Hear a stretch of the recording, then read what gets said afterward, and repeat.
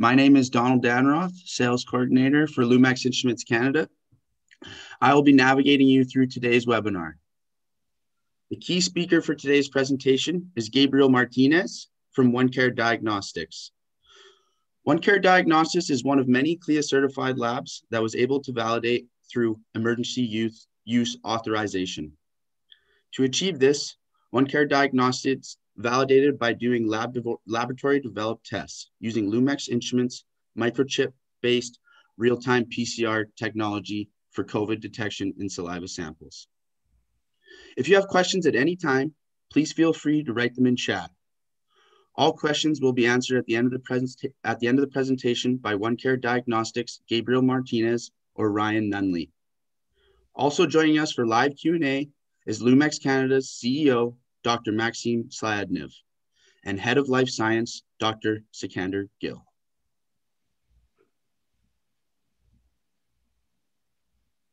For almost 30 years, Lumex Instruments has been developing and manufacturing laboratory and industrial analytical equipment.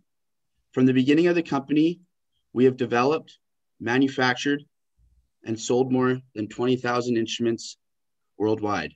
With customers in more than 90 countries worldwide, Lumex Instruments has several offices and multiple distributors around the world.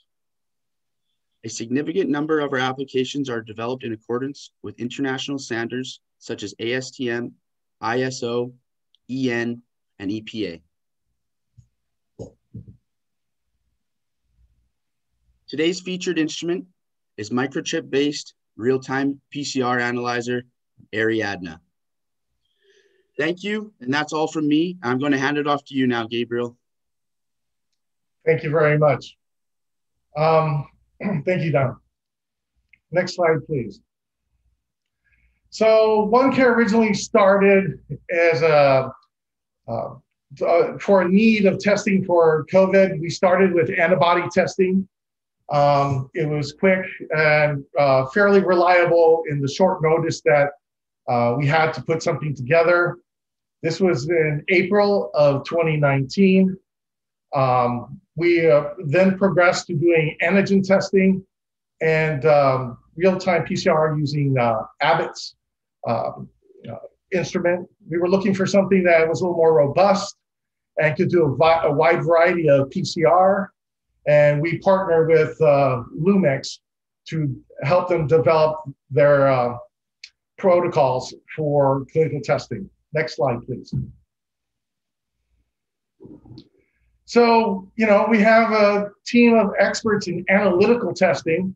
Most of us have a background in chemistry. So we were able to provide methodologies for analytical testing. And so when we partnered with Lumex, we got a tremendous amount of information on how to do PCR to a level that we have never known before.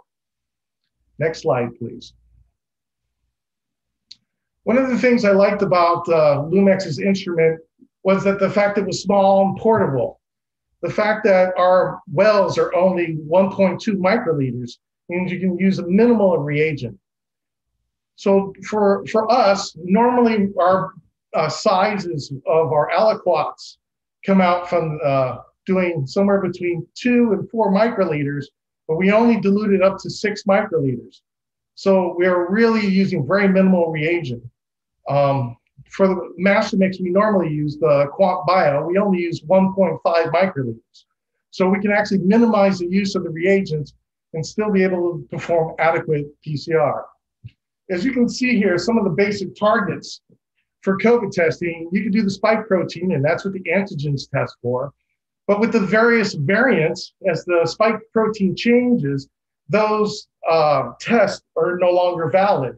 You get to the point where the alleles are so different that you will not have it bind to the substrate that it's testing for. So early on, we were concerned that the sequences that we were testing could potentially have alleles that made the PCR ineffective. So we brought this concern to the FDA long before they published it. Next slide. So originally we used the CDC methodology, We have 7 samples. They're run in triplicate, but we're using a single channel to test each of the assay test points, the N1, the N2, and the housekeeping gene. So the first well has the N1 that we're testing for. The second one has the N2 sequence, and the third one has the housekeeping gene sequence. So we're using the methodology published by the CDC with the difference of using Lumex's instrument. So it's not the instruments that are published on their EUA. So we did this clinical study in mind with submitting all this data to the EUA. So we originally did it with nasal swabs and saliva.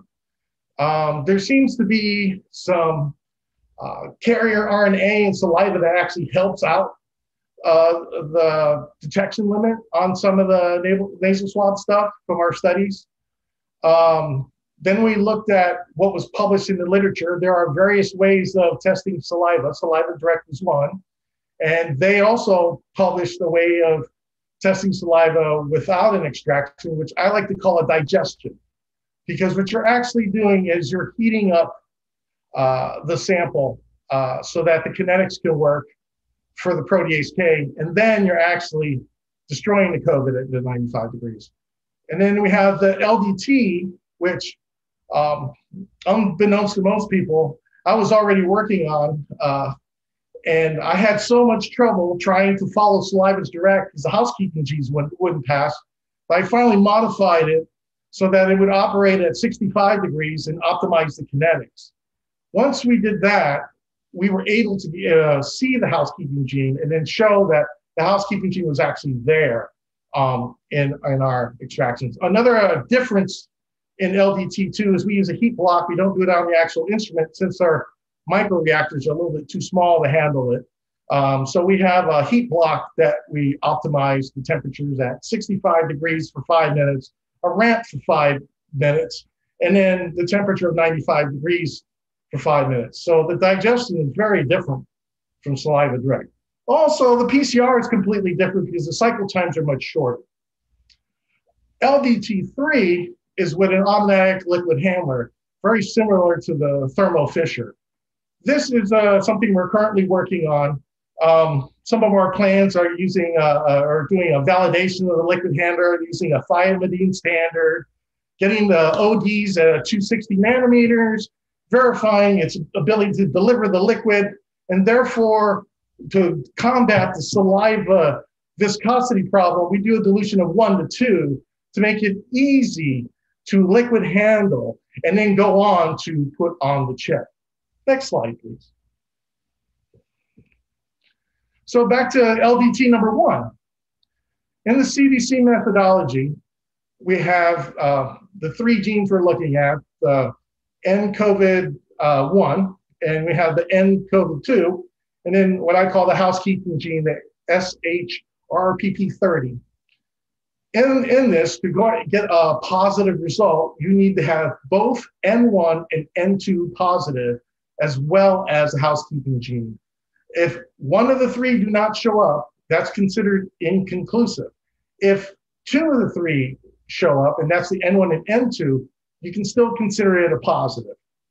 So that would mean COVID would be detected, but there was probably something not quite right in the extraction that was missing the housekeeping gene. Normally, we would run 7 samples on the chip. We have an NEC, which is usually just one of our lab people's saliva that hasn't tested positive in the current week. And then the NTC is usually all the reagents with nuclease-free water to make sure that there's no contamination on the chip. And then, of course, the PTC, which we were using Astrogen's armored RNA for our positive control. We use armored RNA because it is NIST traceable. So it has certified values that goes all the way back to NIST traceability. Next slide, please. So for our clinical trials, what we did was we tested everyone with antigen tests, pull those swabs that were positive, negative from those antigen tests, and then ran them by PCR. We have the data available, and we've also submitted it to the FDA for review.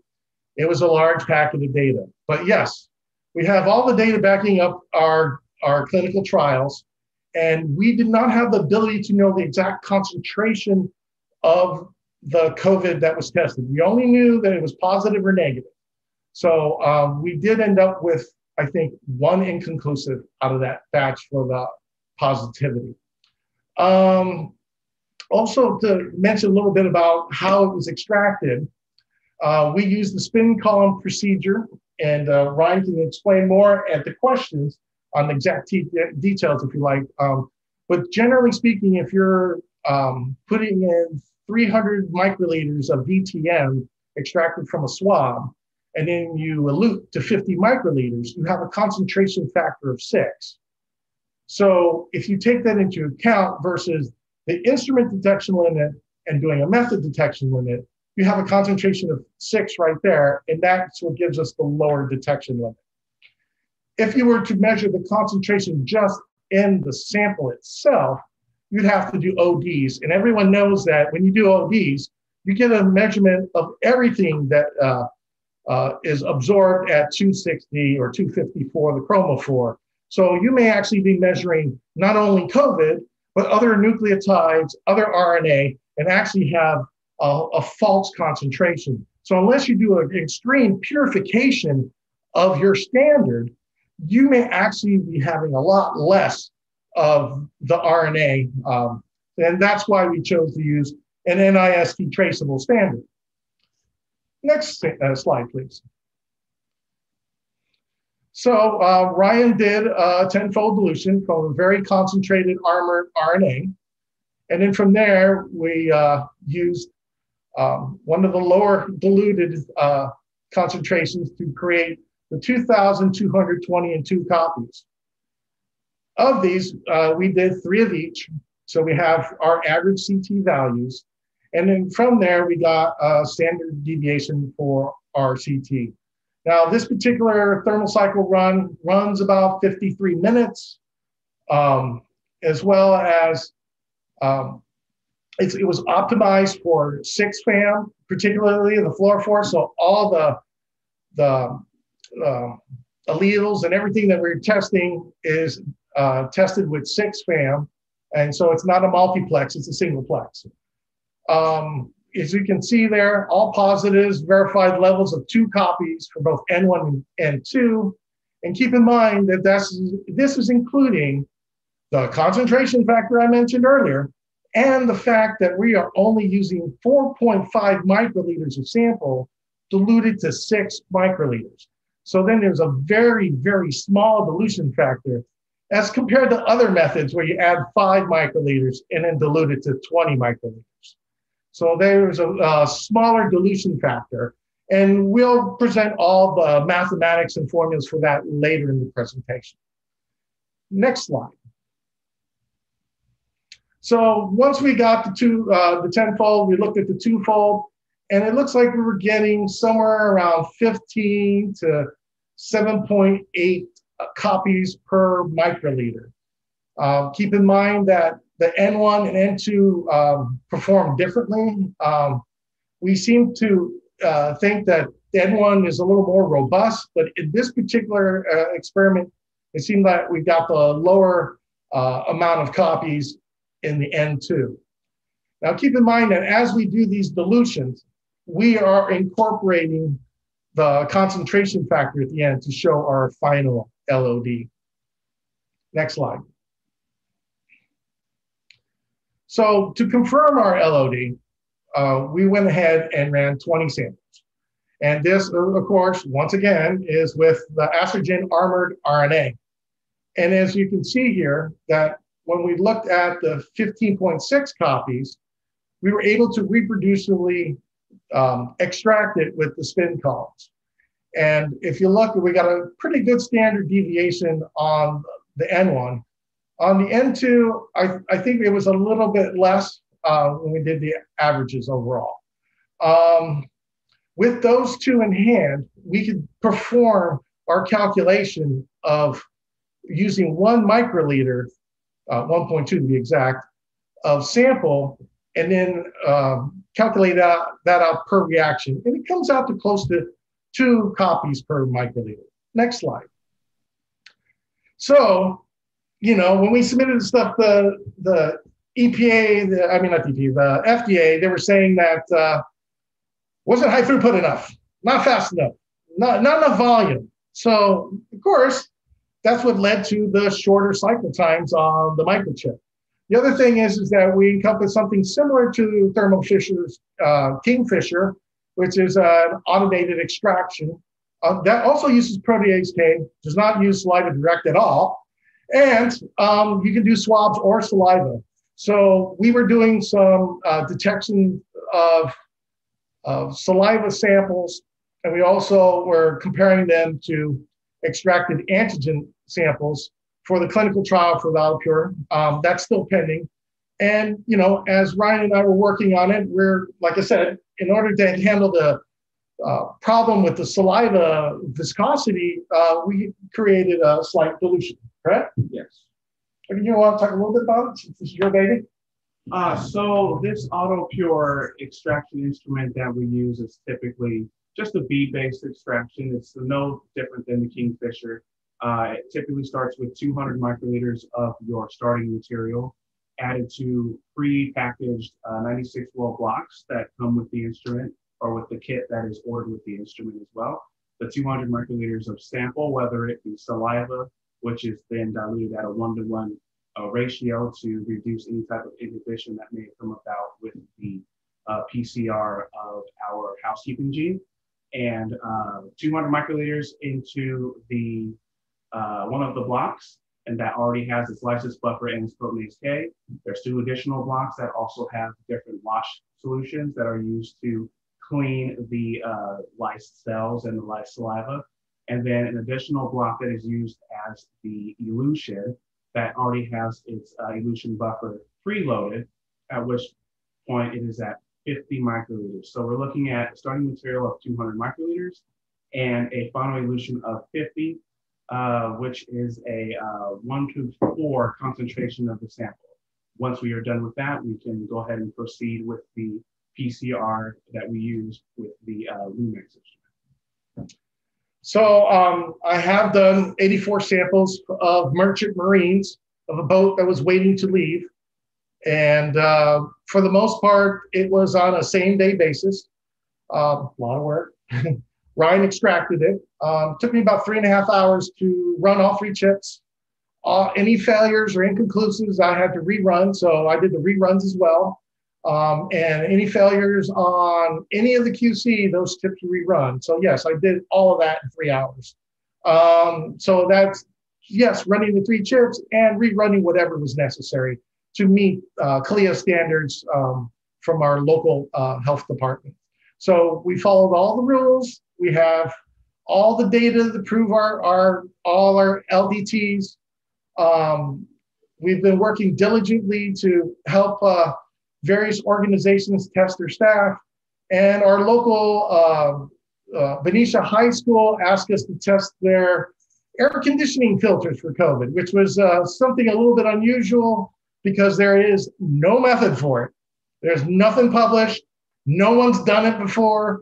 And they were telling people that, yes, your filters on your air conditioner are going to catch all the COVID so you can have your kids return to school. So, Ryan and I work together on trying to develop some methods. We'll probably work on publishing our results at some other time, but there are more capabilities for this instrument than just COVID. We're also looking at testing E. coli, coliform, aspergillus, did I say that right? The fungus. We have other applications. And then I'm going to let Lumix talk about what kind of multiplexing capabilities they have. Next slide. Quick comparison. Our LDT had a sensitivity of 97%, selectivity 100%. That was our best one. Saliva Direct, we were just doing a confirmation.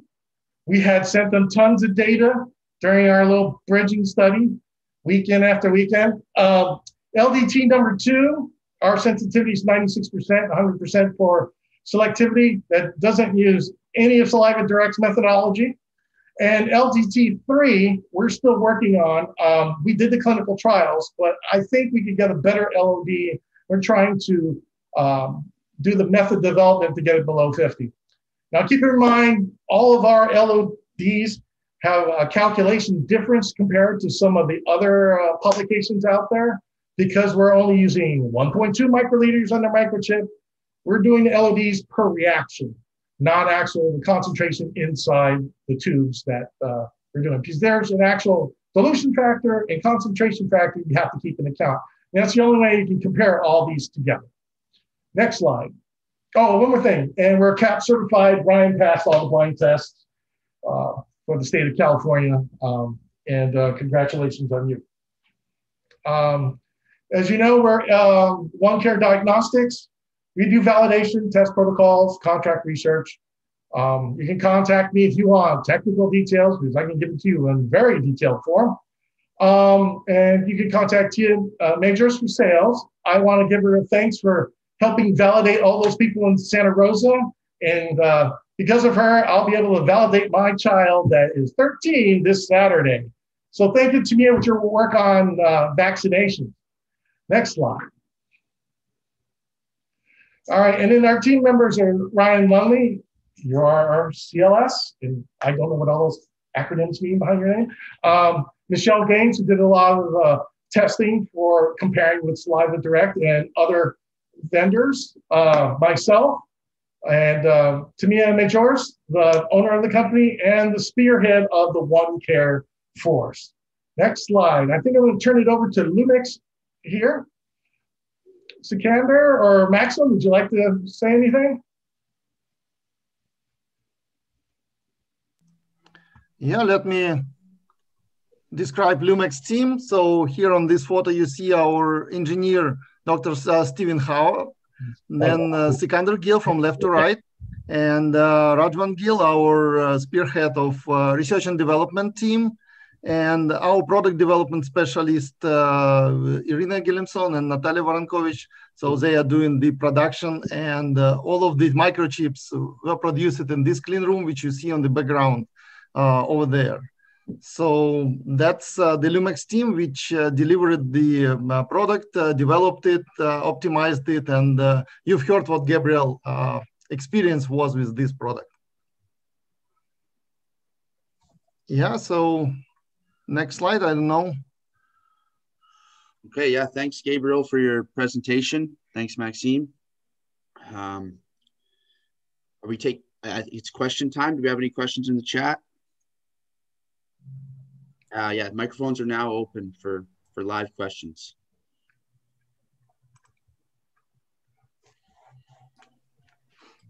You can feel free to use the chat still or over the mic, however you want to ask your question. Hello, my name's Steve, and I'd like to know what is the cost for the consumable? So we have our sales representative here, Elvin Johnson, to answer that question. But generally, as a president, I can give you ballpark figures. So we generally price our microchips around 60 to 80 US$. So those are the microchip, which can handle up to 27 samples per chip. So if we're talking about COVID specific one, and we have a product line with different layouts of the pathogens, and those microchip are priced accordingly, but the number of samples probably will be different. So it all depends on what you're interested in, but about COVID chips, that's around 80 to 100. Thank you.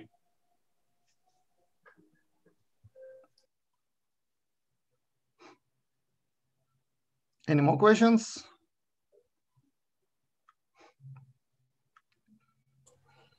There's a question in the chat. Is the instrument CLIA waived or moderate or complex? The instrument is not, but I think it's not CLIA waived. It's definitely would be complex, which means you would have to do the clinical trials to use it in your lab, which means you'll have to use 20 positive samples and 10 negative samples to prove your validation.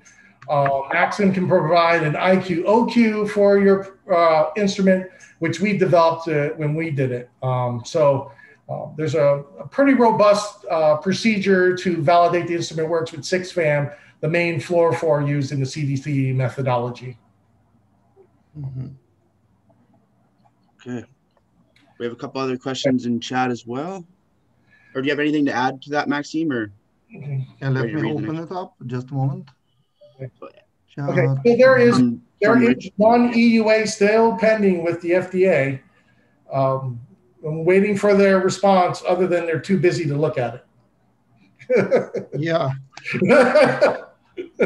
That would be the total complex, I would say. So I would add that the instrument itself, plus the microchips, plus the instruction for use, so all of that as a method will be, so right now pending FDA approval. So we submitted it as the whole system, not the instrument itself, not the product itself, so all together. And yeah, let me see the questions in the chat room. So I can repeat them for you, Maxime. Yes, please. There's a question from Richard saying, any other products in development? Actually, yeah, there are several products in development. So currently, we have a line of our microchip layouts and products, which covers from food safety diagnostic, for animal diagnostic, for plant disease diagnostic, for genetically modified organisms, mostly for agricultural plants. And currently we're working also with Gabriel for what's called food, not food safety, actually it's cannabis safety product. So it's legalized in California, it's legalized in Canada. And those inhalable products, eatable products should be tested against food safety pathogens. So those are under our radars for our R&D currently. Next question is your method, does your method have an EUA? I just answered that question. He has a follow-up. Yeah, that was Gabriel just said. Yeah. Okay. It's pending United States FDA review. Right. We don't have an EUA with Saliva Direct. We did a bridging study with them, and I think that has concluded as of today. But we're not an approved machine to do Saliva Direct at this time. But we can still do the LDTs and freely give out those methods to anyone that needs them. Great. I've reached the end of the questions in the chat, and I'm asking the participants if they would like to ask more questions. And if you're having difficulty unmuting yourself, you can just let us know in the chat as well. We'll just wait a little bit. Will you make this presentation available afterwards? Yes, the presentation will be available via the video of this conference. Okay, we have one more question here that I see. Do you see this comment, Gabriel? I think that one's directed to you. Yeah, Ann and I have a little argument going on the LOD, mostly about the 50 LOD, because she assumes that we use the whole 20 microliters to do our reaction in the microchip. And of course, as Maxim can explain the details, but if we do 50 microliters of an LOD in 20 microliters, and we only take an aliquot of 1.2 microliters and measure it, it actually comes out to close to 15 copies per microliter per reaction. And, you know, the formulas are published. If you get a copy of the presentation, it's right in the notes there if you want to see how the formulas are done, if you want to double check it. Also, Maxim can go in detail on explaining what is the reaction number on these and how we calculate the LODs. And then finally, when we did do the comparison between QuantBio and Luna, the interference from the Sci5 channel, which is also, you know, it caused so much background noise, it made it really difficult to do the housekeeping gene, and I had brought this to her attention. So, we decided that we're just going to go with Quant Bio, and hopefully Saliva Direct will speed up their inclusion of Quant Bio in their methodology, and we'll resubmit it at that point if they actually put it in their IFU to be able to use the Quant Bio master mix. Yeah, and regarding the copy number calculation, so it's very easy to calculate copy number of your template, of your RNA template in a reaction tube. So at LOD, so suppose you have 50 copies per microliter at your original, in your original sample, then you will get 250 copies per reaction if you use 5 microliter sample in your PCR mix. Then going down to, let's say, lowest LOD, the lowest concentration in the sample that was presented, 3 copies per microliter, and using, again, 5 microliter of this sample per reaction will give you 15 copies per reaction, right? So that is the lowest LOD which can be obtained using, not the lowest, but in a row it was presented. So 3 copies per microliter converted to 15 copies per reaction. And then if you use the same methodology to calculate how many copies were in the microchip well, then you will end up that 50 copies per microliter, again multiplied by 5, divided by 20. Now this is the total number of total volume of PCR mixture. And then we take a portion of this solution, only a small aliquot, measure it 1.2 microliter. And then all of that, if you put it into formula, then you will get 15 copies per well. That's exact copy number which we get from the 3 copy per microliter at 5 microliter in the test tube. So that conversion easily shows that 50 copies per microliter is very legitimate LOD for the microchip-based PCR if you use a test tube mixing protocol. On the other hand, and Gabriel several times pointed out to that, if you use specifically developed, let's say, microchip-based PCR mixing protocol and use 4.5 microliters of your sample and dilute it only to 6 microliters, so using very low dilution factor.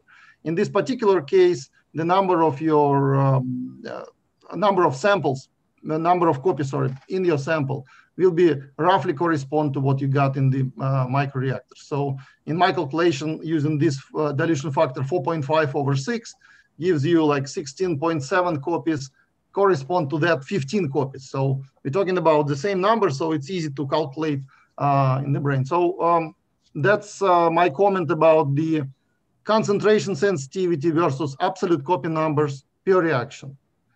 So yeah, we can add that into presentation so it will be clear for everyone who attend this webinar. All right. No more questions in the chat. So last chance, if you have any questions, please either use the chat or use the microphone. Do you plan to have another webinar? Of course, we have a webinar series going on throughout the year, and we cover diverse subjects.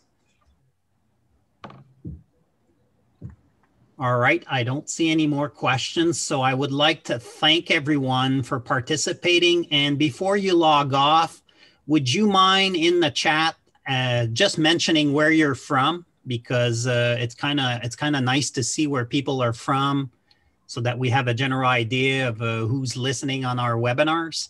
And I would like to wish you a great end of your day. Take care. Thank you so much for participating. Thank you very much. Thank you.